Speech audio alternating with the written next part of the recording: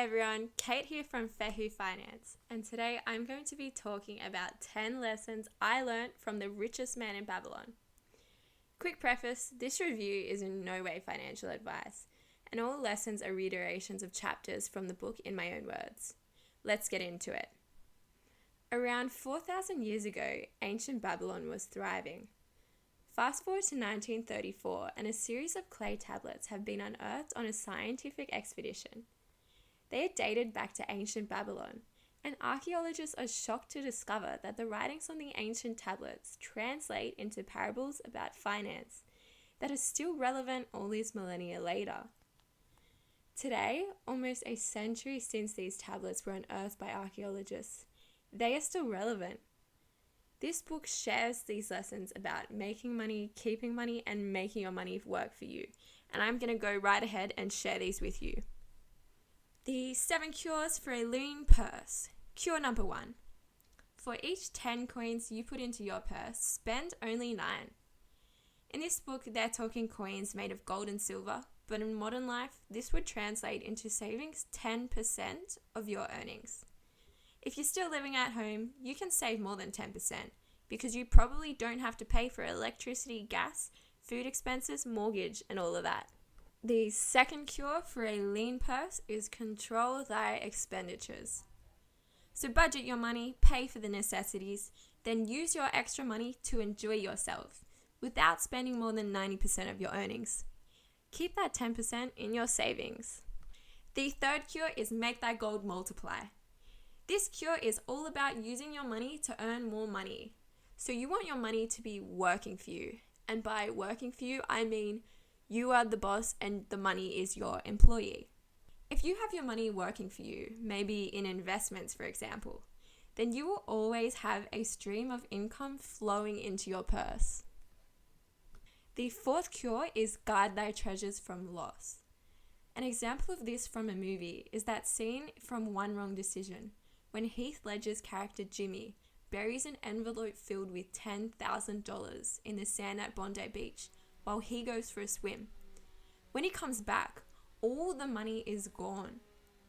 This is what will happen to you if you trust the wrong people's advice on where to put your money.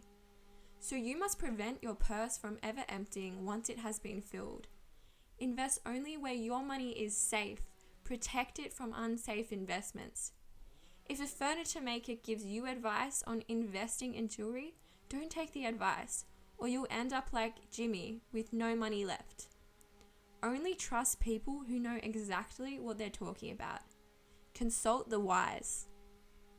The fifth cure is make of thy dwelling a profitable investment, meaning own your own home. It will reduce the cost of living.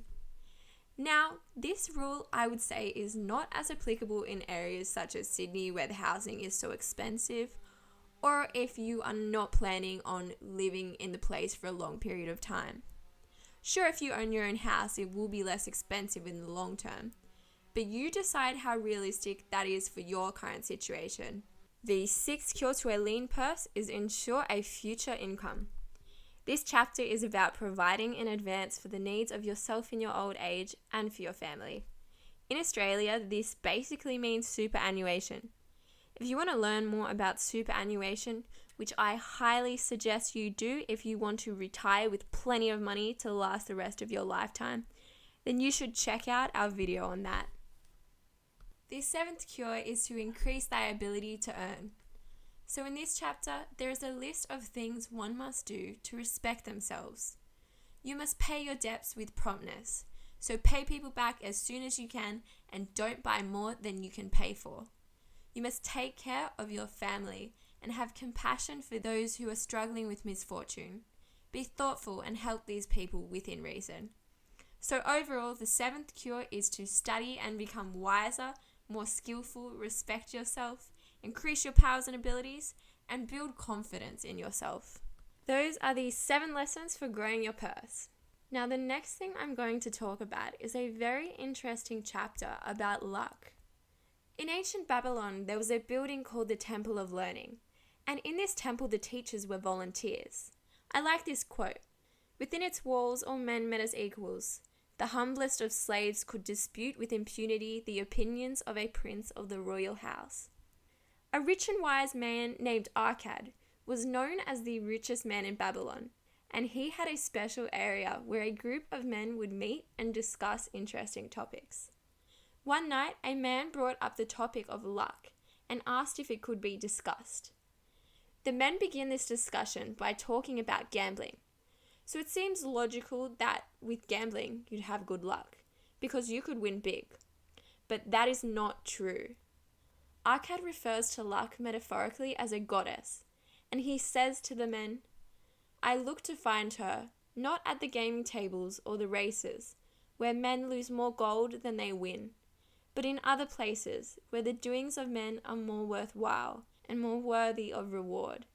He explains how in gambling the odds are always in the favor of the gamekeeper, never in the favor of the player. Gambling is unwise and will not result in luck. If it does, the fortune usually dries up quickly, because the recipient of the fortune is unwise in the ways of money. Arcad goes on to say, "The truth is, good luck can be enticed by accepting opportunity." What this means is that if you see an opportunity and you don't take it, then what results is bad luck. You think, "Oh, I wish I had done that. I could have made so much money." Whereas if you saw the same opportunity and you took it, you would have good luck. You'd say, "Wow, I'm so glad I did that. I've made all this money and I've had this great experience. I'm so lucky." So good luck comes from taking good opportunities.